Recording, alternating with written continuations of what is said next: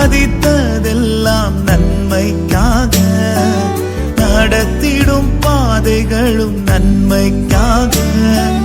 அதினதின் காலத்தில் நேர்த்தியாய் செம்மையாய் எனக்கான யாவும் செய்து முடிப்பேன். அதினதின் காலத்தில் நேர்த்தியாய் செம்மையாய் எனக்கான யாவும் செய்து முடிப்பேன். உங்க கைகள் குறுகவில்லை, உம்மால் கூடாதது எதுவும் இல்லை. பிரேயர் வாரியர்ஸ் மினிஸ்ட்ரி இன்றைய வாக்குத்தத்தம் 1 யோவான் அதிகாரம் 4 இறை வார்த்தை 18.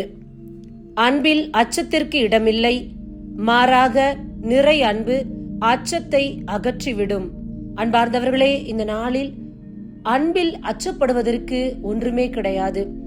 இறைவன் நம்மீது கொண்டிருக்கும் அன்பு நிறைவான அன்பு, அளவில்லாத அன்பு, நிகரில்லாத அன்பு.